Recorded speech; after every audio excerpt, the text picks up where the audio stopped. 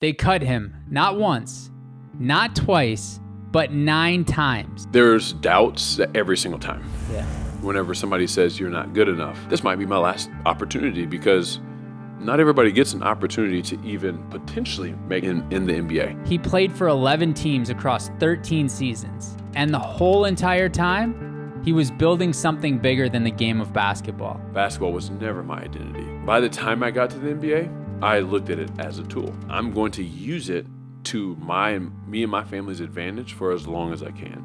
And when it stops, that's okay. Today, he owns over 50 businesses, invests in legacy, and parents like a man who's done the work. It's not about the money. Like, I'll make a butt ton of money doing it, but it's not about that. It's about the legacy that comes with it and leaving a legacy and a mark on people's lives. So there's a certain level of responsibility that I feel that I have to do that and to build a foundation for my family, for my kids and their kids and their kids to be able to build upon. Because the real game wasn't on the court.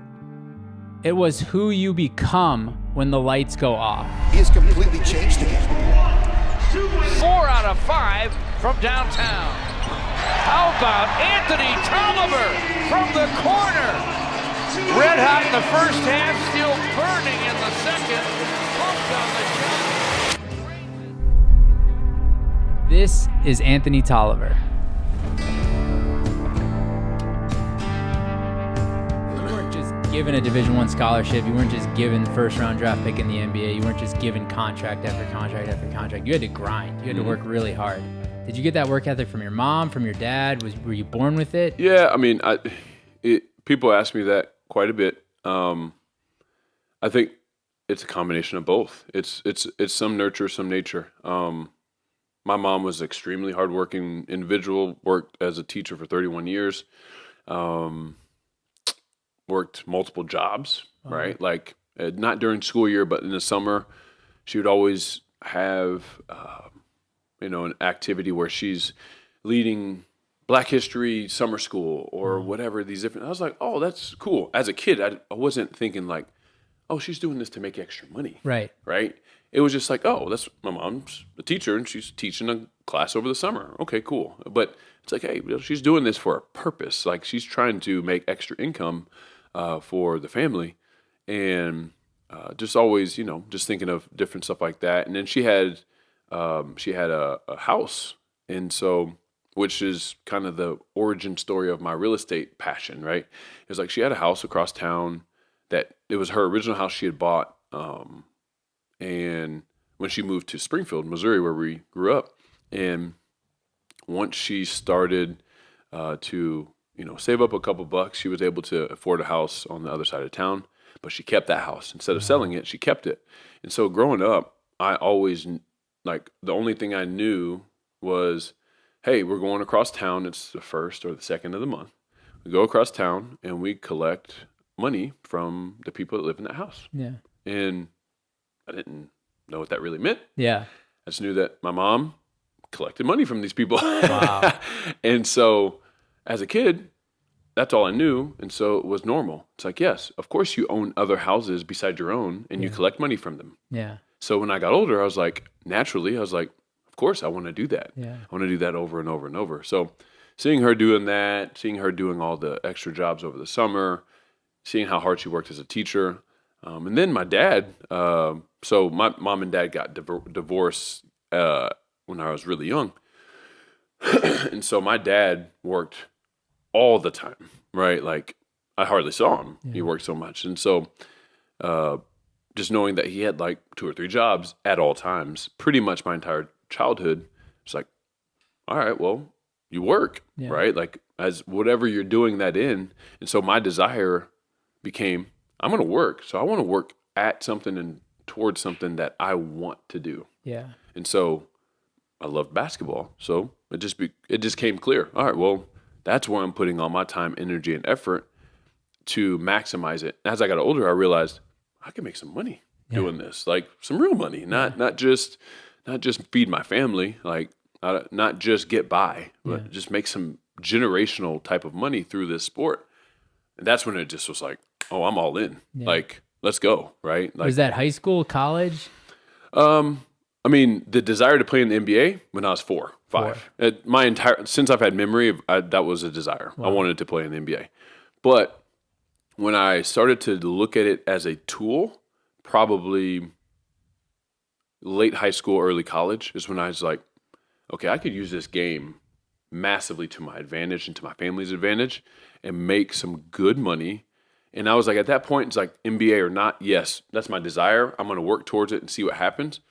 But I knew even if once I reached college and then we'd have some ex-players come back or players from another college that playing over in Japan, playing here, playing there. And one of the guys in particular, I don't even remember his name, but he was making like $800,000 in Japan every year.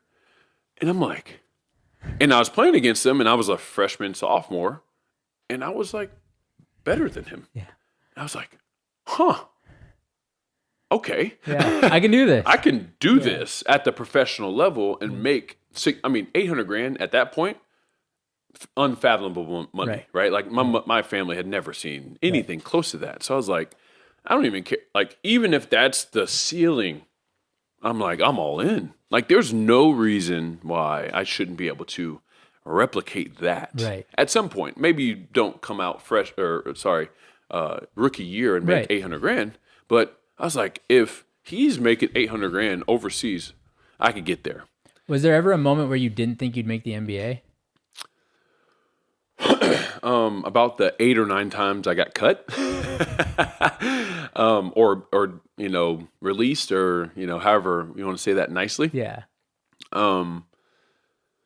There's doubts every single time. Yeah. Whenever somebody says you're not good enough, well, of course they don't say you're not good enough. They say, well, it's a business decision, or whatever. It's like, but each time it didn't feel any worse. Yeah. Or sorry, it didn't feel any better. It just felt like, this might be my last opportunity, because not everybody gets an opportunity to even potentially make it in the NBA. So after about the 7th or 8th time I got released or whatever, it's kind of like, am I going to have another opportunity? Am I ever going to make it and stick? Because sticking was the most important thing. Right.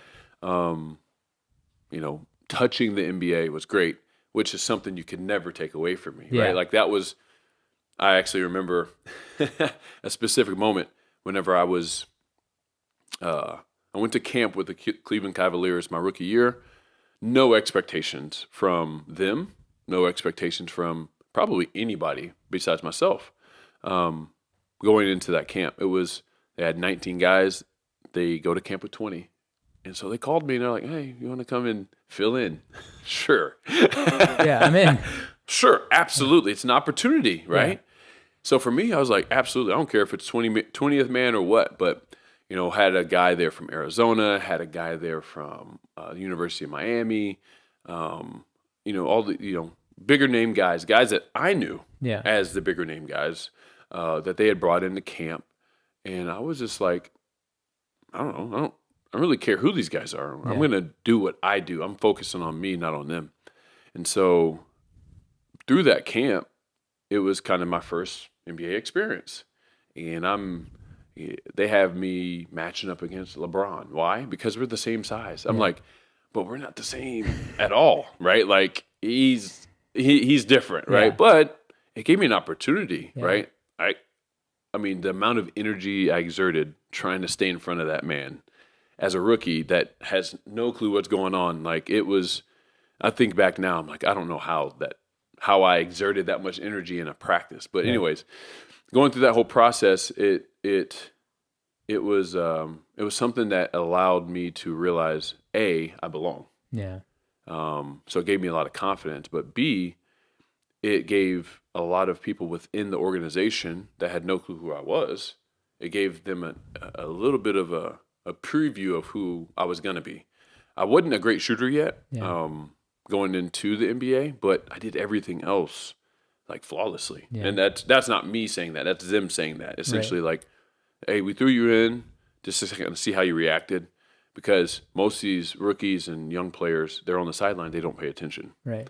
We noticed that every time we'd like actually tried to screw you up. Like, hey, go in at the 3. And I'd be like, all right, cool. I go in at the 3, run the play flawlessly. Yeah. Hey, going at the 5. Because I'm like, okay, this guy, okay, bam, bam, bam, bam. I'm good, right? Like I know the play. Right. And so just go in there and just do my job. And so they end up cutting the guy from University of Arizona, Miami, the other guys. It's like all of a sudden I'm like, there's only 15 of us here. And tomorrow's open at night. And I'm not going. And so they're like, yeah, I'm like 5 o'clock tonight. There is, if you don't hear anything by 5 o'clock tonight, you're on the team. And I was like, holy crap. So it's about 4:50. Hadn't heard anything. Yeah. I'm like, call my agent. Are you hearing anything? He's like, I haven't heard anything. And so I'm like at the eyeglasses store, because at that time I was still wearing glasses. And I remember, like, it looked at my watch, it was 5:01. Looked at my phone, no missed calls, no anything. And I was just like, I get in my car and I just had a moment. I was like, holy crap, I just made the team. Yeah. Now, it was short-lived. I got cut the next day. Before opening night or No, I got cut on opening night, okay. right? Because they had a veteran guy that had was holding out for more money. Yeah. And he came back that day. They came to terms on a deal, and I was on a non-guarantee, so I was the one to cut. Yeah. But at that point, I made the team. I made the team. Yeah. So technically, I made the NBA. So technically, you can't tell me nothing. Right. And so I bumped Kanye West and welcome to the good life. Yeah. I remember that moment. I probably never forget it. I was like, I just sat there and just like, holy crap. Did you cry? I don't think I cried. I was just so happy. Yeah. Like I was just so happy. I called my mom and just, holy crap. Like, Did she cry? She didn't. She was just ecstatic, Yeah. But at the same time, I knew it wasn't going to be super long term. Right. I knew it was like a temporary, but I was like, I don't care. Yeah. I was like, in the future, if I never touch the NBA again, I can say I made it to the NBA. Yeah, you achieved your childhood dream. Absolutely. From 4 years old. And I did it year one, Yeah. first try. Yeah. So from then, I was like, I'm an NBA player. So everywhere I went, I was on paper, whether it be in the newspaper or whatever. If I got signed, I signed over in Germany, they were like former Cleveland Cavalier, Yeah. Anthony Tolliver. Yeah. It was just like everything was former NBA player. I was Yeah. like, holy crap. And I was like, but I don't want that to say former. Yeah. I want that to be permanent. Like I want back. So it gave me a different level of hunger to make it back, but also just the confidence. And confidence, as you know, is so important in everything in life, but especially in sports. If you stand over a golf ball and you have zero confidence, you have zero chance of really hitting that thing. Right. Like if you get into a game in basketball and you have zero confidence, you're going to disappear. Right. Like there's no standing out if you have zero confidence. So that was a special moment for sure. What was it like playing against LeBron at that age? Because, I mean, you're like young, naive, just out of college, Yeah. and you're going up against like a guy you probably saw on ESPN. Well, he's my age, right? Yeah. Like and I played against him growing up. Oh, you did? Like in AAU, Okay. right? But of course, we're in high school, right? Yeah. In middle school and high school, which at that point, he was starting to get the publicity and notoriety and stuff. And so we were like, this kid's different. Yeah. And, but I still viewed him as an equal at that Yeah. point, like in some ways, right? Because he's still a high school kid. Yeah. Well, of course, I go to college, he goes to the NBA. And then not only just goes to the NBA, he goes to the NBA, Yeah. right? And he's killing it from day one. And by the time I'm going to try out for the Cleveland Cavaliers, he's a 3-time All-Star, Right. right? Like first team All-NBA by that time. Right. I just finished at Creighton Yeah. in a small little, Missouri Valley conference. Like, I don't have any business, you know what I'm saying? Like being here, but like he's a superstar already. Yeah. And so I'm like, okay, I don't have anything to lose. Yeah. If he kills me, he kills everybody in the league. Yeah. I don't care. So I just went out there and gave it everything. But like I said, the amount of energy I exerted on every single cut, everything. I was exhausted every single day, right? But I knew that's the only way I have a chance because I'm not a LeBron athlete. Yeah. I'm not as tall and as big as Zildrunas Ilgauskas. I don't know if you remember that. Oh, yeah, I remember that guy. Massive, right? I'm not coming from a big school like Drew Gooden, he was on the team at the time. I'm not the shooter that Larry Hughes is. I'm not any of those things. So what can I be? I can be relentless. I can be a hard worker. I can be the guy who doesn't mess up.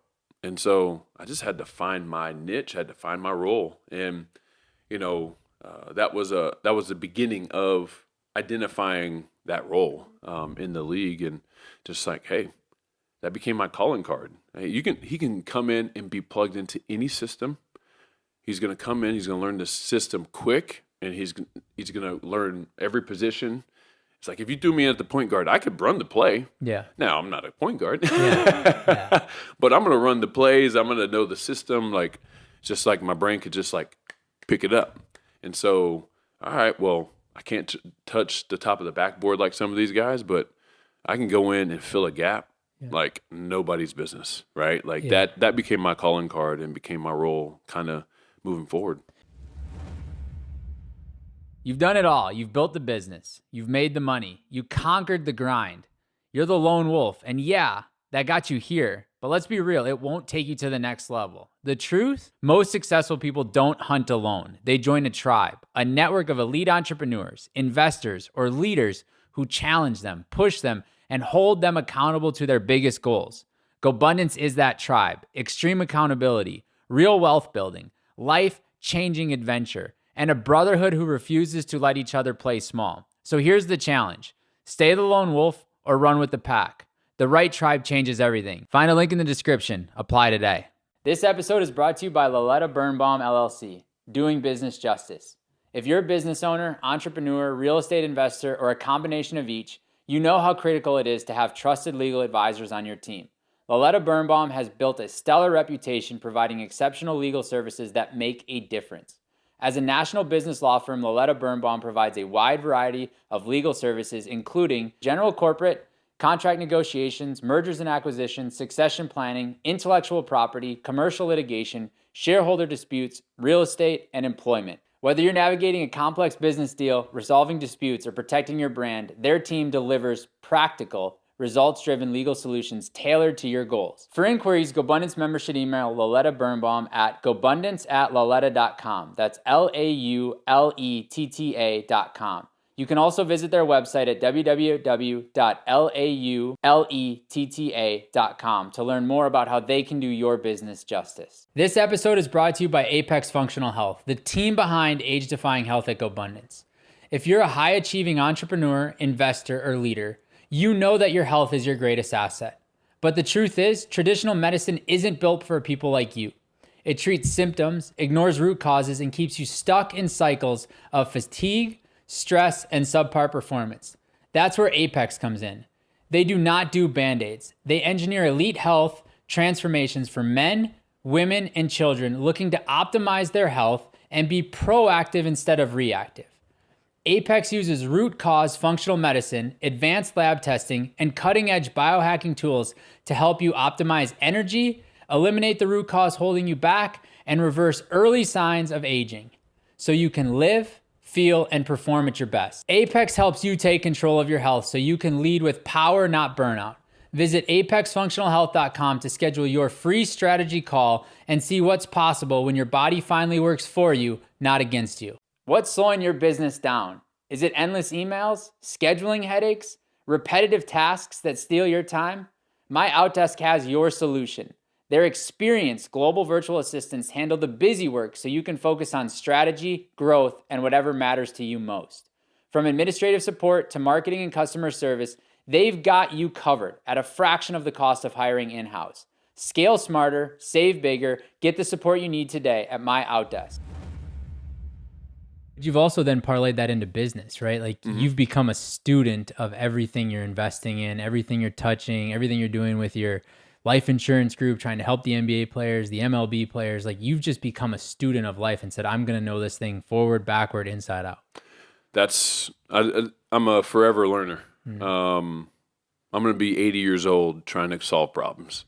And the way you solve problems is you dive deep and you just figure it out. Like you figure out what the problem is, and then you go try to find solutions. And so I just try to be a problem solver, which gets me in trouble in my marriage. Sometimes, right? She's like, I don't need you to solve this Yeah. problem. I need you to listen, right? Okay, cool. My bad. Yeah. I'm sorry. It's just my nature, right? Like, I just want to, whatever the problem is, I want to just solve it. Yeah. And so, but that's definitely parlayed over into business and starting companies and being a part of companies. And like I said, but I also know who I am and what I do.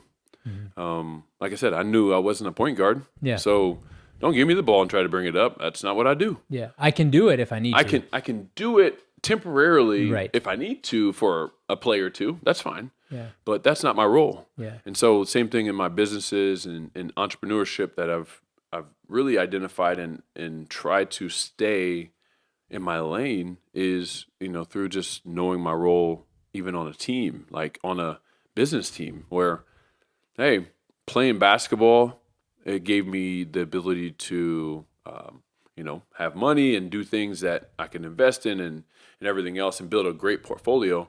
But I knew I wasn't the CEO of any of these businesses. Like, I need a great person who's going to be the operator. I need great people who are going to be day to day and grinding it out because that's how you do well, right? And so I just built my entire portfolio and entire business structure on partnership and role playing, right? Like hey, I'm going to come in, I'm going to be a strategist. We can talk high level about whatever business it is. Like most businesses, you can kind of talk at a high level on, especially a startup. Okay, well, there's basic things that almost any startup you have in the world is going to have. And I have knowledge of that. But as far as like the nuances in the weeds, somebody else is going to have to take care of that because that's just not what I do, right? And so, just try to parlay that same mindset into relentless hard work. I mean, that's a common theme across my entire life. And just knowing my role and not stepping on toes, allowing people to do what they do. How does that work in your marriage, right? Because we, as hard-charging entrepreneurs, as successful people, as you're an NBA player, you know that you want to solve problems and like hard work is going to prevail for you in all of those arenas. But in marriage with kids, it doesn't necessarily always work. So do you have a clear defined lane at home? Do you have a clear defined role with the relationship with your children? Like, do you have those conversations or you just know where you're at? Yeah, I mean, it's so funny how with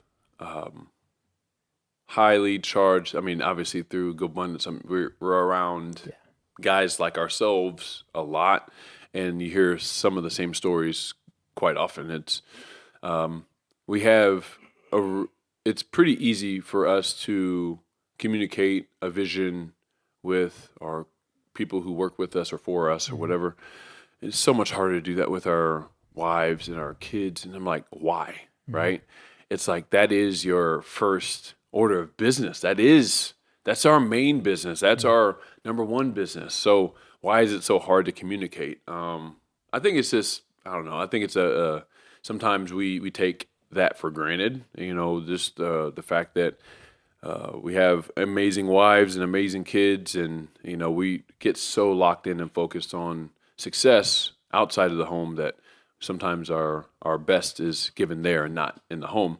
And so going back to like roles within the home, I just try to fill gaps, right? Like it is very similar, right? And that I just try to allow what's lacking to kind of direct me and guide me. Now, also, granted, if something I hate and it's something that she doesn't mind, we try to make sure that those things are, hey, she hates taking out the trash. I don't care. I've done it my whole life, right? Like, so I'll take it out every single time, like without fail. If you ask me, it's not a problem. I don't mind doing the dishes. What do you hate? I hate being told what to do. I was going to say, you don't seem like a guy that hates anything. Really. Yeah, like that's actually the thing I don't like, and I probably haven't done as good of a job communicating that to my wife. But it's like, what I do hate is whenever I get treated like a kid. Yeah. Right? Or it's like, you do this, you do this. I'm like, hold up. No. I don't mind doing any of that. Yeah. But please just don't direct me like I'm your oldest child, right? I'm not doing that, right? which makes me say, no, I'm not doing that. Yeah. But if you just say, hey, babe, could you help me out with this? Absolutely. Yeah. No problem. Like anytime. Yeah. Unless you see me, I'm in the middle of doing something. I'm Right. not going to necessarily drop that if it's something that's important. Now, if I'm on my phone, I'm whatever, just jacking around, and you ask me to do something like that, what you're asking me is definitely more important than this. Yeah. But if I'm already cleaning this, but you want me to do that, No problem. that's no problem. But just know that I'll get to it when I'm done Right. here, right? Like, and so those are the I guess the rifts that happen in my house. It's not, oh, I hate doing the dishes, or I hate sweeping or mopping, or I don't mind doing any of that stuff. Like, it doesn't bother me whatsoever. It's more so the approach in which I get asked to do it. Which is all of us, right? Like it's Right. all of us as people. There's some pride there, right? It's like, I know that she didn't mean anything by it. No. It's just that, hey, like, I just want to make sure that we were on the same page. Yeah, exactly. And at the end of the day, we all have like these different triggers, regardless of the situation we've come from. But our spouse, for some reason, knows where the trigger is, and just like, I'm gonna put a needle there for a second. Like, let me make sure that's still sensitive. Like, okay, good, it is. Good. Yeah. Like, now I know how I got my you. assistant, Taylor, she is someone who has benefited a lot. So she's single, Yeah. right? So, obviously not, getting married like tomorrow or anything, but one thing that she has been able to benefit from is seeing interactions of me and my wife. And also I have a men's group called Iron Sharpens Iron. And so she kind of helps manage all of that stuff. And so when we do our retreats and different stuff, she's there. But she's usually the only woman there. And so she gets a chance to hear real conversations, dude to dude, about their relationship with their wives and stuff like that. And so she's going to be in such a unique position whenever that time does come and she gets married, to be able to like hear it from our perspective, because most women don't ever get that. Not to say privilege, it sounds weird, but like that's a privilege. Yeah. Like, she's going to have a perspective of how she's interacting with her husband more than, like, with more clarity than most any woman just trying to figure it out by herself. Right. Just because she's, intimately, like, in our lives, like, she sees our interactions and she sees my frustrations with my wife, and then she sees my wife's frustrations with me, and she can kind of like see, okay, when that does happen, I'm going to try not to be here. I'm going to try to be over here, or I'm going to try to do this a little bit better, or communicate this, if this bothers me. And I think that's, it's one of the best gifts that I think she's going to be able to take out of being around, right? Being my assistant and stuff is like, not the business stuff. Like, that's great. She's learning there, but like the personal relationship stuff that she's getting a chance to like get a view on right now is probably the most valuable thing she's going to get being around me. So, well, what's interesting is most of the time, the best gifts we get don't feel like a gift in the moment. And if you look at your career, in the moment, bouncing around from team to team and going to all these different places probably didn't feel like a gift. But looking back, how was that a gift for you? Well, a gift in relationships, first of all, the amount of teammates I've had. I think I ChatGPT'd at one time. It was like 250 different, like, unique individual teammates I've had over my career, which is insane. But so a lot of different relationships, which I'm a relationships guy. I love people. I love hanging with people. I love pouring into people. I love bringing value to people. And so just being in a position where I played for 11 teams in 13 years, which is tied for third most teams in NBA history. Wow. Right? So it's a lot. It's a lot. It's a lot of moving around. But the blessing in disguise was, like you said, the relationships, all the different people I've been teammates with, have at least loose ties with, even to this day. It's priceless. And even just some of the flexibility that I've been able to discover about myself through that process, right? I can walk into a room and things can just change, and I'm cool with it. Like, all right, cool. Just roll with the punches. Yeah. Like, just the ability to roll with the punches and adapt to the environment is something that came from that too. You get traded in the middle of a season, and then you go from one system. There's a playbook this thick that you have to know, and then it's like, oh yeah, screw that. You're done with that. You're done. Now come learn this one. Yeah. And oh yeah, by the way, we're playing tomorrow. Yeah. Oh crap. Okay. But you don't have a place to live. You got to move all your clothes. Right. Like I'm playing Yeah. tomorrow. I don't have any of the other stuff Right. figured out, but like, and also, I mean, they don't expect you to know the whole playbook by Right. tomorrow, but there's system and there's language, right? From one team to another, there's actually a lot of carryover, right? Horns, there's horns, but in this language, it's horns, but over here, it's double fist. Yeah. Double fist versus horns. So it's like, well, okay, well, I'm in Spain tomorrow, and the next day I'm in Germany. It's like, well, there's two different languages. They're saying the same thing. Yeah. Well, you just got to know both languages. So you got to come and learn a whole different language, and sometimes there's crossover. But most of the time, it's like, that was the biggest change. And so just being able to adapt on the fly in life. My wife gets mad at me sometimes about, I'm unbothered. Yeah. Just go with the flow. It's like, and so for me, I'm like, well, it's not a big deal. Yeah. And she's just like, no, you're different. Like, you're not like everybody else. Yeah. Like, everybody else would be bothered right now. I'm like, oh, whatever. Like, Yeah. whatever, I'm good. Like, How do you teach your kids that? Do you care to teach your kids that? and we talk about nature versus nurture. I think the ability to be unbothered, I think that's a lot of nature. Yeah. I don't know if you can teach it. Like, because my kids, there's really two of them are unbothered, and two of them care very much about environment, people, like what people think and everything else. But two of my kids are like, well, whatever, I'm doing my thing. Yeah. And so it is, and I've seen it really from even a young age and all the way up through, my oldest is 12, but he's been like that his whole life. It made it very difficult as a parent because he didn't care what we thought. Yeah. At some points where it's like, oh my gosh, like you gotta, the goody two shoes kids, those are the ones that as babies, they're phenomenal because Yeah. all they want to do is please you. Yeah. Right. But the ones that are difficult as kids, it's almost like, it's going to work out long term for them. Makes it difficult now, but long term like that, I don't care about what none of y'all think. Yeah. That helps, as they get older. Who did you play with that pushed you the hardest? Like, who had the highest standards, the highest expectations? Like player-wise? Yeah. I would say probably, and it's not because he voiced it, but it's because of the environment and the culture that was built in San Antonio. Tim Duncan. Yeah. He never said it. He never said, hey, like, you need to work harder. Hey, you need to do this or that and a third.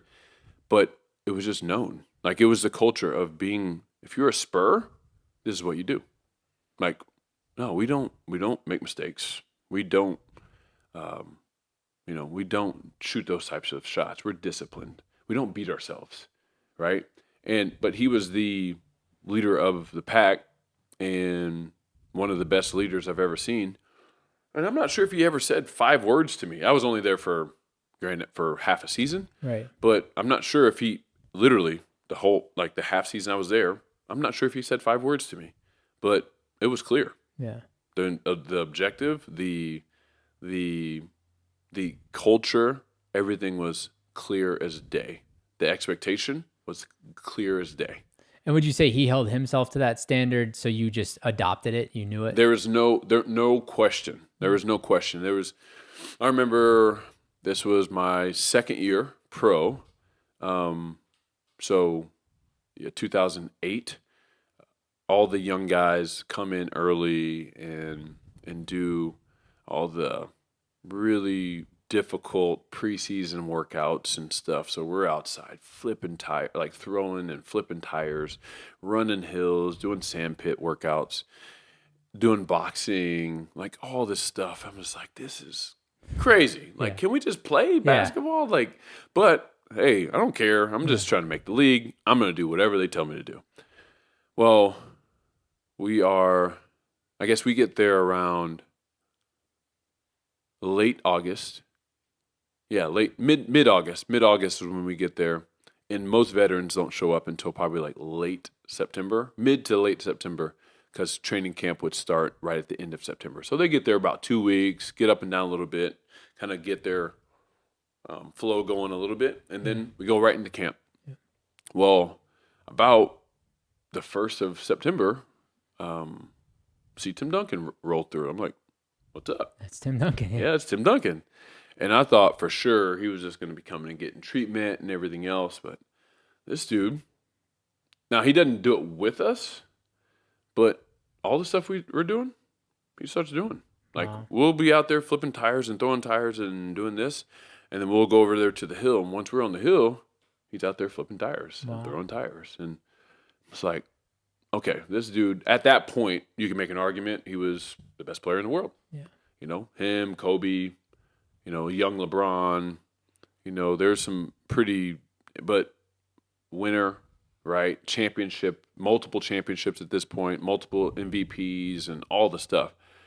And he's putting in the work that we're putting in, and we're rookies and sophomores. And, you know, I'm like, this dude's different. Yeah. Like this is the definition of a leader. Like I said, he didn't say 5 words to me, but he showed his leadership through his actions. And we had from then on, it was like, oh, I'm not complaining. Yeah. This dude is Hall of Famer today. He could quit today, first ballot. Yeah. And he's out here doing this stuff. I'm not above this. Yeah. Right. And so it just taught me a huge lesson of leadership. Like, leadership is way more than just words. It's way more than just talking the talk. It's walking the walk more than it's talking the talk. On the flip side, a few years later, I had a teammate that, I'm not even going to say the name of the team because that might give it away too. I had a teammate that was a great spokesman of leadership. Hey, get back. Let's do this. We got to be better here. But he wouldn't do it. Yeah. So where'd that go? Nowhere. Yeah. No one listened to him. Right. Because it didn't matter that you were saying the right thing, but you wouldn't do it. So if you're not willing to do it, we can't follow you. So how have you applied that to business or even to parenting? Be a leader by example. You know, people have the saying, or I've heard other people say, do as I say, not as I do. It's the worst advice ever. It's the worst thing you could ever say to somebody, because your actions speak louder than words. Everybody's heard that. Yeah. And that's just so true.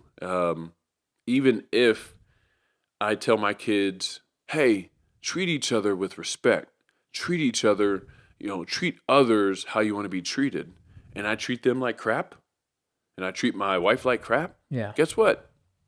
They're not going to respect that. They're not going to even do that at all. But if I never say that, if I never say treat others with respect, but that's how I treat others, they're going to pick that up. Yeah, right? It just might take time. Right. It's going to take time for sure. Everything does with kids. Longer than it should. Everything. It's like, my goodness. Yeah. Like, hey, we get ready for bed every single night. Yeah. So you tell me what we need to do next. We still brush our teeth. We brush our teeth. Night. We do every single night. Yeah. Like, why are we guessing? Like, oh, what I'll do? No, you know this. Come on. But it is. It's something that I take into my marriage. I take into my parenthood every single day, every single instance. I try to, and I'm not perfect, of course, right? None of us are.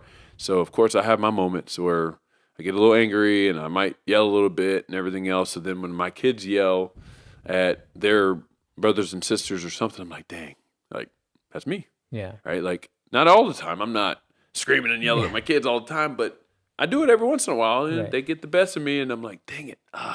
Don't let other people control your actions. And then I let them control mine. And I'm like, dang it. Okay. Let me be better at that. Let me show it better than just tell it. Because if I tell them, don't let your brother like get you going like that, right? Yeah. Don't let your sister, because guess what? They're going to keep doing that. Correct. If you show them that it bothers you. Yeah. And then 5 seconds later, they're doing something. I'm like, come on, no, don't do that. I'm like, dang it, Yeah. like I failed Yeah. because I just told them not to do that, but then I did that. Right. Right. And so just constantly, that's a principle that follows me every day. And I try to make sure that I do what I can to make sure my kids are constantly seeing the actions that I want them to perform or to replicate, I guess is the better way to put it. Not so much just me telling them what to do. And you've got to play against and with like people listening to this, like idolize some of these players, right? Like wear their shoes and they, jerseys and everything. Mm-hmm. Were you ever starstruck in your career? Every day. Every day. Every day. And as teammates, it was, my rookie year, like I said, that was with Cleveland, just going through camp. Every day I was starstruck by seeing LeBron. Yeah. Even though he's literally my age. Yeah. It's weird. But starstruck by the ones that you would think, right? Like first time I met Chris Paul. What's really crazy, the first time I met him was not the first time I met him in life, but the first time I met him as a professional. Because we played against him as well growing up. And so when I met him as a professional, I'm thinking, all right, cool. I need to introduce myself. What's up, man? I'm Anthony Tolliver, blah, blah, blah. He's like, oh, you're Tolliver. You played for the Springfield Heat in AAU. I was like, yeah. He's like, yeah, I remember you. What? Like, how in the world do you, what? That's when I found out Chris Paul has a crazy memory. Really? Like one of the craziest I've ever seen. And I've heard stories about his memory of like how he remembers like janitors' names with their kids, like how their kid, like what school their kids go to, like, and it makes sense, like how good of a point guard he is, and how smart of how high of a basketball IQ he has. It's like it carries over into real life. This dude remembers everything, and Springfield Heat. It's not like that was like a famous team or something like that. Like we were just some little tiny town, small team, and I wasn't even very good on that team. So the fact that he's, could remember that, I was like, this is crazy.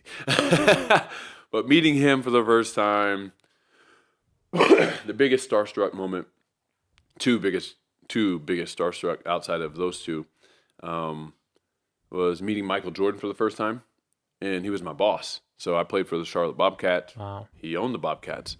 And so meeting him for the first time, I was just like, what the heck? Like, this is crazy, right? This is awesome. But there's very few people I've met that had like an aura, and he's one of them. A true aura around that man. Like just, he walks in the room and everybody's like, holy crap, like that's Michael Jordan, Like you what do you do? Like, I don't know. Like, what do I do with my hands? Do I introduce myself? Do I sit here? What should I do? I don't know. I don't know what to do here. It's like, it's Michael Jordan. And then Kobe, first time I met him was on the court, and it was my welcome to the NBA moment, my holy crap, I made it. Mama made it moment. And it was, I was with the Warriors. At this point, I think I had made it through 2 10-day contracts, and so they signed me for the rest of the year. So it was like my first real, holy crap, I'm in the NBA, but I had been in grind mode in like just not even paying attention to where I was, just because I was so focused on the goal, trying to make it to the NBA, trying to stick, everything else, without like real appreciation of what was happening. Like, I'm in the NBA, and I'm not only in the NBA, I'm starting for a team in the NBA. Like, there's 30 teams, and there's 5 players that are starting for each team. That's 150 players in the world that start for an NBA team. And so what it really clicked was, I think TNT was broadcasting the game, and before the game you go around and you kind of dap everybody up, and he did that. And I look over and I'm like, okay, I'm like dapping up Kobe. I'm like, holy crap.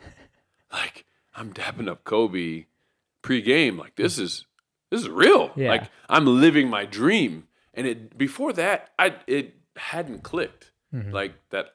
Yes, I was in the NBA. Yes, I was getting paychecks, but I was just like so caught up in like trying to make it that was like the moment I was like, wow, I'm here. Like I've accomplished something that I never thought was even possible. And so like, we proceeded to lose that game because he was ridiculous. And at that time they were championship contending team with Pau Gasol, Andrew Bynum, and all those guys. But it was just a moment that I'll never forget as well. So yeah, I mean, those four guys probably, I had very specific, like, starstruck moments. And over the years, other guys, too, not as much as those four probably, but yeah. What made Kobe different? Relentlessness. I compare him to a lion. He wasn't the biggest. He wasn't the strongest. Like, a tiger is bigger and stronger than a lion. Yeah. But if they ever fought, lion's winning. Or at least the lion's going to at least fight till he dies. Right. Whereas a tiger will walk away. Yeah. He's like, I don't like this. I'm out. Right? Kobe, to me, is like a lion. Like, he was like a lion. Like, he would sacrifice it all for the win. Like, whatever ankle, hands, body parts, like, sacrifice it all. Like, there's just not very many people that I ever saw play or played against that I felt that he would just absolutely do anything to win, and whatever it took. Like, he's not going to cheat. Yeah, of course. But as far as like, hey, I don't care what it takes energy-wise. I don't care what it takes. I'm going to win this game. And I don't think I played against anybody else in my whole career that I felt that I could, like, it was like palpable. Like, you could like feel it. You could see it. Like, he was willing to do anything to win. I don't know if I ever played against anybody else like that. And we all know about his work ethic. That's been one of the most inspiring things to probably, I mean, more people than you'd ever imagine. His work ethic in basketball has influenced probably more business than most any other business influencer, right? So, I mean, I hear people talk about Mamba mentality. Yeah. Mamba mentality. It's like, that's just Kobe personified. One example is I know a guy who owns a roofing company in Dallas, and he was the biggest Kobe fan on the planet, and he just still to this day, Mamba mentality, right? That's just what his mindset, and he's always thinking like he's thinking like he felt like Kobe would have been thinking about a roofing company. Yeah, relentless. Like, we never stop. We keep going. We keep pushing the envelope. Everybody else is doing 10 million in sales, and everybody else has 10 people that's in sales. We're going to get 20, and then we're going to get 20 sales. You know what I'm saying? Like, just always pushing, going. And I mean, he's about to exit a $100 million transaction, and this is 5 years. Hopefully you got to invest. I did not on that one. But he's going to get some insurance from me. There you go. He'll be good. So hey, we're good. Good. We're in good shape. That's awesome. Yeah, he's doing well. But it's just the inspiration that Kobe has left on countless people has been amazing. And then to do that through a sport, it's crazy. Pretty incredible. You can't say that about anybody else. At least I can't. I don't know of any other sports figure that has influenced as much business, like as many business people as him. Yeah. That's pretty amazing. Yeah, it's incredible. I mean, and unfortunately he's no longer here because I think there was a lot more work he wanted to accomplish. Oh, yeah. I mean, and a lot more he would have accomplished. Mm-hmm. But I know you were picking up the golf clubs for a little bit. Oh, yeah. Did you get on Jordan's course yet, the Grove? No, I would like to. You and the rest of the world. Yeah, I know. That's one of those where you got to know somebody that knows somebody, right? But you know some people that know some people. I do know. I've never pulled that trigger or tried. I've never tried to get on the course, but also, I know there's a lot of people who know. Yeah. Some people. So maybe one day we'll see. I heard that he designed it or got it designed to fit his game really well. So maybe my game is similar to his game. I don't know. I don't hit it very straight though. Yeah, I've I hit heard, it far. Yeah, but not as straight. So I've heard that the way he plays, he plays more of an old man game, which is straight and not as far. He doesn't hit big bombs or anything. So I might get in a lot of trouble on his course. So, laying up, who does that? I don't do that. Like, I'm going for it. Like, how much is it to clear that water to 7? Okay. I got this. Yeah. Let me just swing out of my pants. Yeah. See what happens. But what's cool about that is, and I've read a bunch about the course just being a big golfer. Mm-hmm. He's so competitive and he has the financial means to stack the odds in his favor that he's like, I'm literally going to build a golf course that suits my game. Mm-hmm. So when these professional players come out and play my golf course, I have a chance to win money off of them. Yep. Like, it's incredible. Like, how cool is that? Like, that's like one of the most badass things I've ever heard. Yes. Yeah. That's real. I mean, I built a golf course to fit my game. Correct. And whenever you, you're a part of history and negotiating maybe the best sports marketing deal ever with his Jordan brand, you can do that. Because he's clearing $100 million every single year if he does nothing or he decides to go out and do something. Yeah. Every single year from his deal. And, according to the movie Air, we owe a lot of that to his mom. Yeah. The deal that got inked. So shout out to moms. Mm-hmm. But yeah, man, just what an incredible story, right? Mm-hmm. That he's had, obviously becoming, if not the best, I think he's the best, but if not the best, at least one of 2 best players we've ever seen on the planet, and to have something like that will never be replicated, right? What he's done in business of basketball and basketball combination, we'll never see it again. Why is there so much drama over like the best? Like, you see people like get into actual arguments over Kobe, LeBron, Michael. Like, why do people care?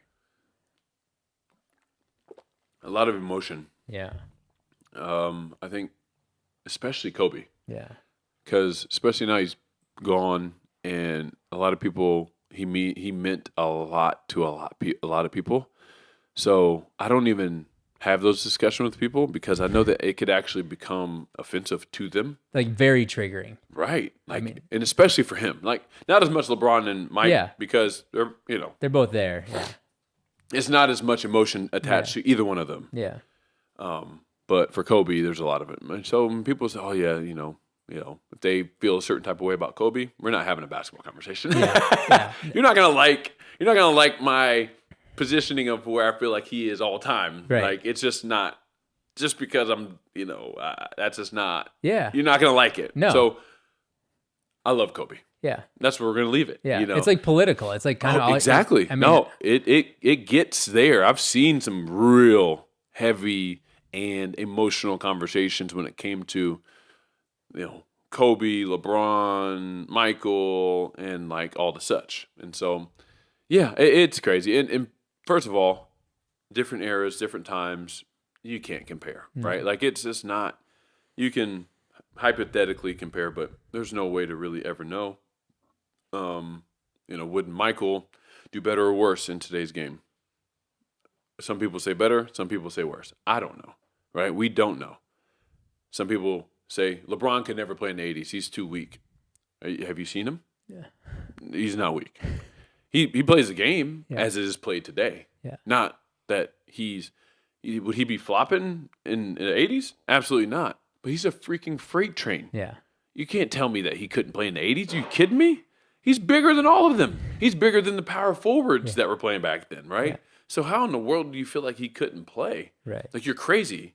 It's just like, that's whenever I'm like, okay, I can't have a real conversation with this guy about this because he's like he's in his own world of like reality of like, if you don't think that he could play in today's game, if you don't think he could play in the 80s or 90s because of the toughness, you're crazy. If you don't think that Michael couldn't come in today's game and succeed, you're crazy. Yeah.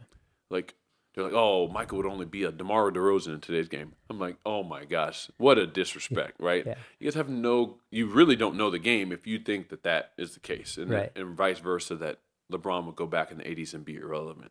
Yeah. It's like, you're discounting both of their greatnesses. And if you say that LeBron's better, I respect your opinion. Yeah. If you say Michael's better, I respect your opinion. Yeah. Like, I don't really care what you say. Doesn't matter. Doesn't matter because there's no right or wrong answer. No, and I still got to get up in the morning and put my socks on and go to work and feed my kids. What the heck am I going to sit here matter. and waste my breath with you about, who's better? Like, I have my opinions, and I give you my opinions with facts and with stats and with the things that help my argument. And you can give me yours all day, right? That's cool. And there's a legitimate argument to me between those two. Yeah. Everybody else is like, it's LeBron and Mike and then everybody else. Yeah. And it's not even close to me. But, you can go back and forth with those two all day long. What was it like working for Michael Jordan? Probably wasn't around. He was around some. I don't know. It wasn't like anything that stands out, meaning like, oh my gosh, like we got a chance to do certain things because Mike was the owner versus somebody else. The biggest positive was the fact that Michael Jordan was our boss and we got a chance to see him sometimes. Yeah. Like that was really the biggest perk is that he was around. And we went to a gala of his it was like a fundraising gala or whatever. And he was there and, got these cards that were written and he signed them. It was like, well, that's cool. Get a signature. I'm not going to go up to him in the locker room and say, hey, can you sign this for me? But like, so if anything, like those are maybe the only great things about it was that you got to be around him a little bit, get to know him a little bit. And then, did he ever share his perspective on basketball? Like give you advice, give you pointers, give the team pointers, or did he just kind of let the coaches do that and stayed out of it? He would mainly let the coaches do that. I mean, he would have some broad generalizations kind of in the locker room, or sorry, in like the training room, because he wouldn't come in the locker room. Right. But in the training room, he would kind of have those conversations a little bit with like the main guys, like Kemba Walker and Al Jefferson and Gerald Henderson and those guys, because those are like our main guys. Yeah. But for a guy like me, no, he's not. Hey, you need to. He wouldn't. I mean, it sounds crazy. He actually wouldn't know how to relate with a guy like me, Right. because like what he was doing and how he was doing it was night and day different than what the heck I do and what guys like myself do. Like, of course, I'm going to take advice from Michael Jordan if he gave me advice, but he, there's never really any advice that he would have given me because it was like, you've never dealt with a DNP, Michael Jordan. Like now playing 20 minutes after getting 3 DNPs in a row. Yeah. It's like I can relate better to a guy in that position than you can. Yeah. Right? Because I can give you some pointers and mindsets to work through that. Yeah. Just like he was better suited to talk to Kemba and Al Jefferson how to lead a team in the playoffs. Right. Right? Because that's what he did. So that was, never direct advice to me or, but some to team just in general, but never anything like, crazy. And then, what are your thoughts on LeBron playing with his son? Like, I personally think it's one of the coolest things. I don't care how his son got there. I don't care. I mean, to be playing basketball at his age, at his level, to say he played with his son is incredible. But there's people that are super triggered by this. Yeah. Once again, it's, there's a lot of emotional people in the world. If you own a company and you have the ability to bring your son along in the business, you're going to do it, right? Of course. Same thing. Same thing. Yeah. It's LeBron doesn't own the NBA, but LeBron is the face of the NBA, and he has been for a long time. So if you have the ability and the power to bring your son along and help, maybe get him an opportunity that maybe you wouldn't get otherwise, you're going to do it. Of course. So anybody who is adamantly against this, but they're for that CEO having some nepotism and helping his son get into that company, then they're hypocrites. Yeah. Right? It's the same thing. It's the same thing. It's the same exact thing. What was the transition from basketball to business like for you? I mean, when did you make that transition, and then what was that like? It was something that I never really made a transition, because from year one, I began, I guess, my journey as a businessman, as a real estate investor, and different things. I think by year 3, I was investing in businesses. But year 1 and 2 was like, hey, how can I get some money to invest in real estate? And so, the transition kind of happened gradually throughout, because I didn't know if I was going to play professionally for 1 or 2 years or 20 years. Yeah. It could have been 1 or 2, or it could have been 20. I didn't know. So every year I treated it as my last. And so I invested and saved and I kept my expenses low and everything else every single year, because I knew this is my only year where I make money. Then I want to make sure that I at least have something to show for it, Right. kind of moving forward. So if I have to go get a 9 to 5 or go get a job, then I'm ready. I can do that, and I have something to show for it, and have an investment or 2 that I've made with my money. So year 2 comes, and same mindset. Year 3 comes, same mindset, and then start investing in businesses in year 4, 5, 6. Fast forward through 14 years, I build a portfolio of around 50 companies at that point, right? 50 different investments, not just all startups, but just a mix between startups that I either help start or help fund, and some private equity, some different businesses that I was blessed to start or be a part of, and then real estate. And so to me, at that point, I'm like, okay, well, now I have an amazing portfolio that I've been able to build with this mindset that never changed from year 1 through year 14.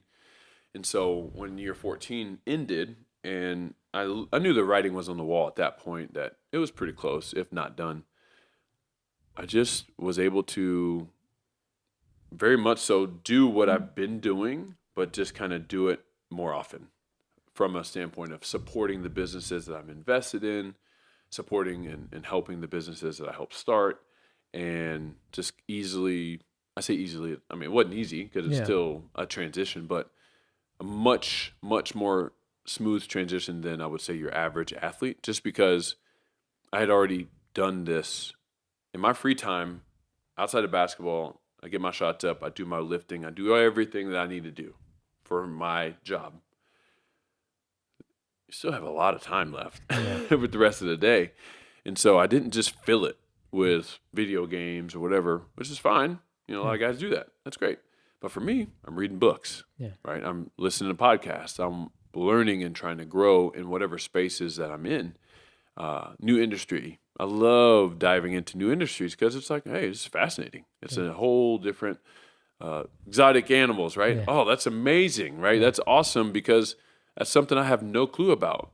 But if I go watch some YouTube videos about it, or watch some podcasts, or read some books about it, and it's like, now, like, will I go do it? Maybe, maybe not. I don't know. But at least I have some knowledge about it. And so when we talk about it next time or the next time, like, we can have a real conversation around it, because I've now done the research. Right. But that is how, like, I love that. I love just learning. And so just going through that process and everything else. So, whenever I was done, it was, like I said, it was more seamless of a transition, just because, I had prepared for it, but also I knew that now I have more time to learn and dive into some of these things that I'm already in.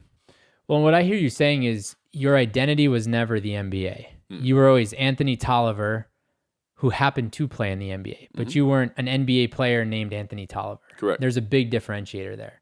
So for you, the transition wasn't quite as hard as it might be for others, because you had an identity you were comfortable and confident in outside of the game of basketball. Yeah, I mean, that's 99% of it. Yeah. The 1% was hard. Yeah. 1% was hard for sure, because you do something your entire life, Yeah. and then one day it stops, and you have no control over it. Because I could have definitely played overseas or back to the D League or whatever, but I'm like, nah. Like, my kids are young, and I'm trying to be here for them. But yeah, the identity piece is so huge. Yeah. It was never, basketball was never my identity. Even as a kid, it was never my identity. It was more so, I just love to do it. I just love to play this game. And once I played in the NBA and everything else, it was, by the time I got to the NBA, I looked at it as a tool. Yeah. Like I look at money. Like I look at it as a tool. It is not, I'm not obsessed with it. I don't worship it. It's like, money's a tool. Yep. And I want to have a bunch of tools. Right? Yeah. That's it. And so same thing with basketball. It's like, this game is a tool, and I'm going to use it to me and my family's advantage for as long as I can. And when it stops, that's okay. Guess what? It goes back to being a sport that I can watch and enjoy and have no resentment, no regrets, no nothing, because I gave it everything. Yeah. And I got more than I could ever imagine out of it. And so now I watch as a fan. People are like, is it hard to go to an NBA game? I'm like, absolutely not. You know why? Because I get a chance to get my popcorn, Yeah. sip on some bourbon, and like, this is great. Unattached to the outcome. I don't care. Right? Yeah. I don't care who wins. Yeah, he made a mistake, not my problem. Exactly. Like, I just want to watch good basketball and, you know, and hang out and be a fan just like you're a fan, just like everybody else in here. I get a chance to enjoy it just like you. Yeah. I have a different appreciation for it than you do because I've been there. Yeah. Right? And I've been on that court, and I know how much you have to do to be on that court. Right. So even the people who are struggling, there's a different level of empathy that I have for those guys because I'm like, dang, I've been there. Yeah. I've been 0 for 6. I've been 0 for 10 in a game. It sucks. Yeah. And it feels like the weight of the world's on your back. And so just seeing those guys and you hear the fans booing them, and I'm like, oh, gosh. Like, so there's a different, like, I don't ever boo anybody. Right. Because I know how hard that crap is. Yeah. You know, and I don't ever, you know, because guess what? Also, we're humans. Yeah. And we have things going on in life. So this guy who looks like he's sluggish and it looks like he's, you know, not going hard, dude, his wife might have just had a miscarriage. Yeah. You don't know what's going on. You don't know. Yeah. Right? For me, you know, I went back 2 weeks after my mom passed. I'm on the court trying to perform, and I can't make a shot. Yeah. It's like, well, I can't focus. Yeah. Right? And it's like, but yeah, people will see the little headline, oh, yeah, personal reasons he's out. But a lot of times it says personal reasons. It doesn't say what. Yeah. It could be anything. Yeah. Well, he comes back, and they expect him to perform at the highest level. It's like, well, it's like, have you ever tried to perform whenever the person who's the most important to you is sick and is in the process of dying? Yeah. Have you ever had your job say, I don't care about that. Like, you still got to perform. It sucks. Yeah. It's not a fun situation to be in. And so there's just a level of empathy that I have for guys who are struggling on the court because I just literally give them the benefit of the doubt every single time. And it's not just them. It's people. Yeah. Just give people. Just humans. Like whenever the other day I was driving and, you know, in the parking lot, you know how one car goes and then kind of another car and you kind of have a rhythm of merging. And so like I was up next. And so I went to go and there's this car that just like saw me, sped up and looked at me like I was in the wrong. Like, what are you doing? I just look at him and say, oh. Yeah. Instead of being like, Yeah. you know, like, oh, get out and like, Yeah. oh. First of all, you're in Texas, you might get Yeah, shot. You might get shot. But you do So- have an advantage. You get out, you're not a small Oh, yeah, human. yeah. You got an advantage. Well, I have an advantage, but also a disadvantage because if they see me, they might get their They gun. might shoot you, yeah. They might just shoot me Yeah. because I'm scared, Yeah. right? But This guy's 6'9", holy right, shit. they're Yeah. like, I'm afraid for my life. I'm shooting him. So that's another reason why I don't get out of my car. But anyways, my first thought was not like, F you. Yeah. It was like, man, that guy might be having a bad day. Yeah. And what was awesome is my daughter got a chance to see that because I was dropping her off to our soccer game. And I was like, you know what? He might just be struggling right now. Racing to the hospital. Who knows? I don't know. Yeah. But instead of me getting pissed, I was able to show what we talked about earlier. I was able to show empathy and show like, hey, you know what? Even though that guy's in the wrong, 100%, but it's okay. Yeah. Like, doesn't really change anything. Like, Yeah. I'm not it doesn't change where we're going, how we're going. It delayed us by 10 seconds, maybe max. So who cares? Yeah. And I'm just gonna show them love, and like it's all good. Yeah. My fault. Yeah. My bad. My bad. It's all good, brother. Yeah. Like whatever's going on, it's all good. One of my favorite stories is how you got into the Gobundance community. I mean, you went above and beyond to attend an event just outside of Atlanta. Tell me a little bit about what Gobundance has done for you and how getting into the community has helped you. Yeah, man, it's been really awesome. Playing in the league and being around basketball my whole life. My loose ties and close ties, at one point were almost all basketball related, right? Which is fine, especially if you want to be in basketball in some way, shape, or form. If I wanted to coach or GM or whatever, all right, well, that network is perfect for that. But I've never desired to do any of that. And after I was done with basketball, I was like, I'm done with basketball. Yeah. Not because I don't love it, but it's because I think I have the desire to, and I have the ability to do more. Not to say that there's anything wrong with being a coach. There's nothing wrong with being a GM. It's noble work. It's hard. It's challenging. I think I could be good at both of those things. That'd be great. But I'm like, there are way bigger problems to solve and way bigger impact I feel like I can do out here. Yeah. Right? In the business world. So when I got introduced to Gobundance, it was intriguing to me because I was like, I want to continue to build a vast network of businessmen and women.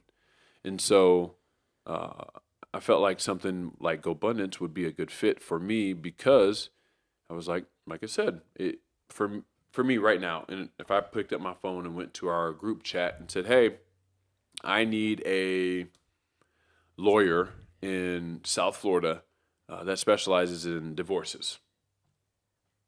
Within 45 seconds, I'm sure I got 3 or 4 references. Yep. Why is that valuable? Well, I don't want to have to just Google it. I want the best of the best. I want really good people, right? And so within this network, even if it's loose ties, even if I never develop a super close relationship with one person in our group, the value of the loose ties is worth every penny that we pay, right? And then you build on those relationships, and then now it just becomes massively more valuable than just having a speed dial to kind of any and all types of businesses. And I want to invest in a RV park, right? I don't know much about RV parks, but if I go into our network right now, there are some high-level RV park people that I could either invest with, or, hey, can we jump on a Zoom? I want to just pick your brain on RV parks. Can you give me the lowdown, positives and negatives, the ups and the downs? I could just chat GPT it, right? Yeah. That could give me a certain level of knowledge, but there's also real-world knowledge that we're getting from humans, right? That is going to be more valuable, long-term and probably more thorough. With real life experience, not just a computer telling you what to look for in RV park investing. So, like I said, it became such a cool way to expand my network, to learn about different industries and different types of investments. And I've done some deals within the group, but that was never my focus. Yeah. I'm sure for the guys who focused on, I want to get deal flow, they've had plenty of that. Yeah. Probably a lot of bad stuff too. Yeah, I mean, but that's business. Comes and goes. That's business. Like you and I, anybody who has ever been an investor, you've had good things that have worked, and you've had bad things. But if you show up to a community with one intent and one intent in mind, you're automatically going to be blind to seeing the bad. Like, because you're only looking for deals. Like, I just need to do deals. I need to do deals. And so any deal that comes across, you're like, oh, I like that. Oh, I like that. Oh, I like that. Yep. You showed up to say, I'm going to build a network. And then deals were a byproduct of the network. Correct. But you were also able to vet those deals through the network inside of the network that you've already built. Yeah. Yeah. I mean, there's value in brain trusts. Yes. Right? There's value in brain trusts, like the ability to go into a situation you can easily be blinded by what you want to see. Always, like, because that's just how we are. Like, you see something, you're like, I really like this, and I don't want to see it any other way. But then when you start to bring in other people and other people's opinions and other people's questions, and you're like, oh, wow, I didn't even think about that. I didn't even think about asking that question. Maybe we should go back and ask those questions. Yeah. And when you start doing that, that's whenever you can get a better understanding. Doesn't mean it's going to be perfect. You can all get it wrong. Yep. Right? Because there's plenty of deals where, hey, there's 50 of us or 20 of us or 5 of us that have decided we're going to do this, and it looks amazing and it's perfect. And then socioeconomic situation happens, tariffs happen, this, that, whatever, and then all of a sudden doesn't work out. It doesn't work. Yeah. You know, I invested in a group fitness concept similar to what's the big one? Like Orange Theory? Orange Theory. Similar to Orange Theory in about 2017, trajectory up, and not just trajectory on paper, but it was trending right in the right direction. I actually invested at the corporate level. So I invested in a location with some people, and then I invested at the corporate level. So I had ownership at the corporate level. I'm thinking, amazing. Yeah. This might end up being one of the biggest and best deals I've ever done. And guess what? COVID happened and hit us at a time in which, you know, ebbs and flows of cash flow. Yep. Was a flow, or is ebbs and flows, right? Like it's one of the downflows, right, of cash flow during COVID. And when you're a group fitness concept with very little cash and you don't have a way to bring money in because everybody is on pause because we can't even work out together because we don't know what the heck this COVID thing is. Right. It sunk it. Yeah. Right. And it was never able to recover. Yeah. And that was a big investment. Right. And so I'm like, oh gosh, dang it, you know, but if you would have asked me in 2016, 17, 18, 19 about that deal, and all of us who went in together, oh, this is great. And it's going to be amazing over the next 5 years. By 2025, right now, we should have been exiting. You know? And you probably would have had there not been a pandemic. Probably would have. But like, there's no way that you can predict what has happened for that particular business that put that business out. But guess what? On the other side of it, that's why you need to diversify. Yeah. Big Blanket. We had just started right before COVID. Big Blanket comes out. And guess what? During COVID, there's disposable income that gets spent mainly online. Yeah. Even Amazon, everything else just started going crazy. Well, that took us from a startup to, you know, I think first year we wanted to do $1 million in sales. We did 2.9. Wow. Right? Next year, we're like, man, if we can do 10 million next year, phenomenal. 21. Wow. Right? And we're like, oh, what do we got here? Like, what are blankets really? Big blankets. Big blankets are really this in demand. Like, this is crazy. And so, you know, on that trajectory up, private equity started seeing what we're doing after a few years. They're like, oh, yeah, we want in. Yeah. And we're like, ah, man. It was almost like, this is a rocket ship. We don't need their money. Right. Right. But we're like, let's just take some chips off the table. Yeah. And sure enough, made the great decision. Because I'm talking within 3 months of their investment. Wow. Within 3 months, it was shipping containers and all these different things just started popping up. Cost of goods sold. I mean, right now we're seeing it again with tariffs. But like cost of goods sold, all of a sudden, like our entire margin was gone. Wow. Like overnight. And we're like, holy crap, thank you, Jesus, that we recapitalized at the time we did. Because otherwise, might have been gone too. We might have died. Like the company might have just disappeared because with private equity involved now we have capital, now we have backing to keep us afloat. And so, but like I said, the COVID destroyed one of my biggest investments, but it also made something that I invested very little into an 80x. Yeah, that's insane. Like that, right? Like in a year and a half. Yeah. So, you know, that's where it becomes like, okay, it's gonna happen. Like your crap's gonna happen. It's gonna suck sometimes. But if you're all in on one thing, well then you're subject to that one thing. Right. And that's where, the diversification is very important. So I've always been a big believer in putting some eggs over here and some eggs over here and some eggs over here. Yeah. Just so that whenever things get weird, if real estate's been weird for a while. So if I was all in on real estate and that's all I did, I would, who knows? You'd right be a now, nervous wreck. It'd be a nervous wreck. If all I did was flip houses or if all I did was have apartment buildings, right now it'd be a weird time because there's a lot of things that just don't work anymore. So, but having a diversification, I'm like, I'm good. I'm good. Yeah. Well, and what's neat about that to me is you recognize that when you play the game, you're going to lose sometimes. That's a part of playing the game. Yep. But you can't win if you're not in the game. Absolutely. You're guaranteed a loss if you're not in the game. Absolutely. You miss 100% of the shots you don't take. Exactly. I miss 100% of the shots I do take in basketball. I'm terrible. So what's next for you? Like, what are you working on now? What are you excited about? What's this next evolution of Anthony Tolliver? Well, it's I don't think that the base of who I am and what I do is ever going to change. I just try to solve problems, especially in business. It's like big blanket. I didn't come up with the idea. I seeded the company to get it going, but it was a problem.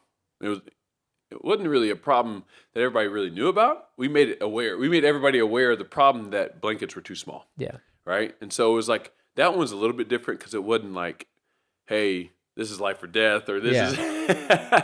But hey, guys, guess what? There's a problem. You don't even realize it until we educate you on it. Blankets are too small. And then people are like, man, you're right. Like I can't cover my toes and my chest at the same time with a throw blanket. That's stupid. Yeah. Like, why do you have a blanket that can't cover your body? And so, anyways, I've always had a lot of success solving problems, and sometimes, big problems, and sometimes small problems. Small problems usually mean small paydays. Solve big problems. Typically, it's going to be bigger paydays. Yeah. And so, right now, with kind of leaving the NBA, I, tried to get life insurance, and that ended up turning into this big fiasco. They denied me from all the different companies. And so that turned into a problem. Mm-hmm. And that was like, well, this is a problem. I could ignore it.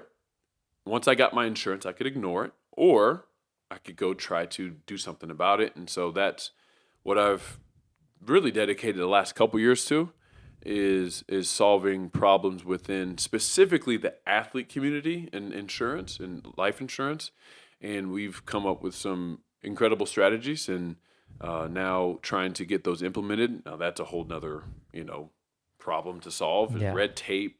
Politics. Red tape and politics and all the things that you have to do to be able to solve it at the root level, meaning with the NBPA or with the NBA or any of those entities, in order to provide something like what we are doing at that level, it's crazy, right? It is a lot, but it's a long-term, lifetime legacy play. So I'm like, I don't care if it takes me 5 years. I'm 45 years old in 5 years. And if we can do it by the time I'm 45, obviously we're going to reap the benefits from it. Yeah. But also it's like, I don't care if we do this when I'm 65. Yeah. Of course, I don't want to wait 25 years. But it's like, if we are able to accomplish this, this is a legacy play. This is something that my kids' and kids' kids will eat off of, right? And will be a part of because, your granddad, was a part of that deal that provided life insurance for the entire NBA or the entire MLB or PGA or whatever.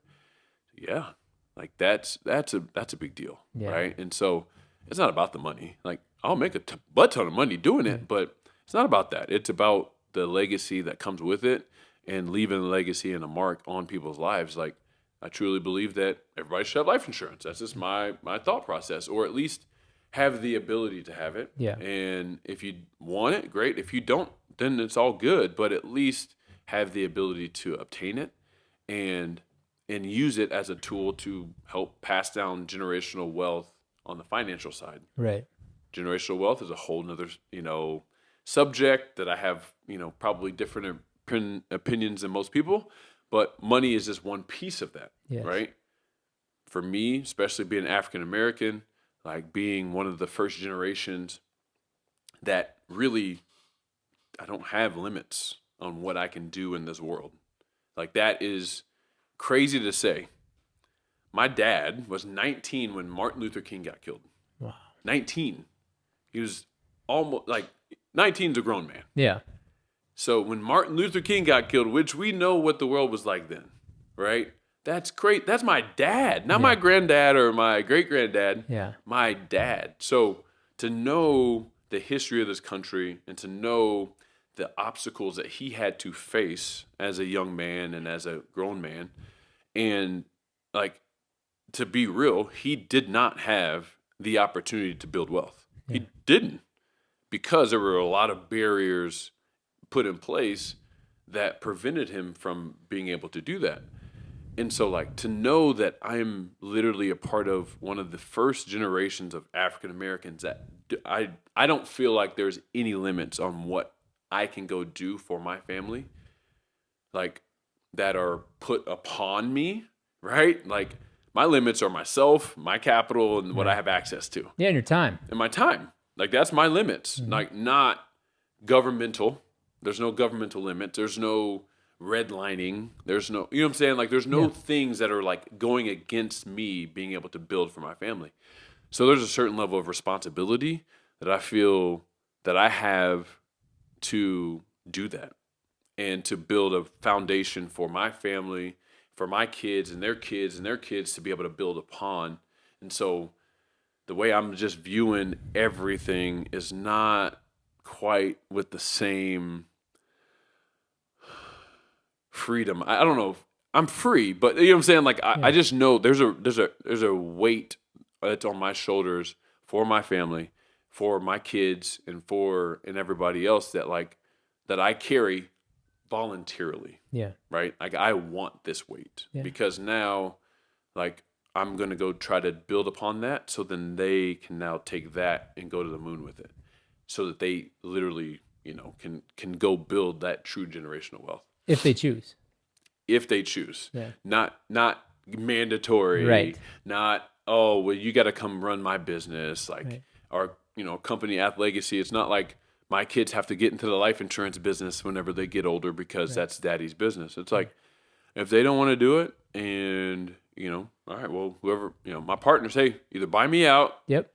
Or there's something because like they don't want to do it. Yeah. If they don't want to do it, then there's no point. Like just sell it and move on, right? Or if there's nothing to sell, then there's, what I'm saying? Like whatever. Like if it's done well and there's no reoccurring revenue and there's nothing to really sell, and all right, we're out. But to me, that's what I'm working towards, and that's way more important to me than anything I ever did playing basketball. Like none of that. That was just a tool to help me get here. Yeah. That was a tool to help me build the relationships, to be able to build a knowledge base, and to build a legacy play for my kids and for their kids and everything else. So, yeah. Well, look, man, it's been a pleasure. I absolutely love how you show up in every conversation. Every room I've seen you walk in, you show up as a student, you show up kind, you show up humble, but you show up determined to get what you want from that room. Knowledge, network, connections, relationships, basketball, if it's basketball. It's been a pleasure talking to you today, man. Man, it was awesome. Thanks. And one of the most organic conversations and podcasts I've ever been on. I don't think we ever said action, did we? Nope. We just went straight into go, it. Man. We just go. That's awesome. I mean, that's the most authentic, right? Yeah. Like you talk about just authentic. It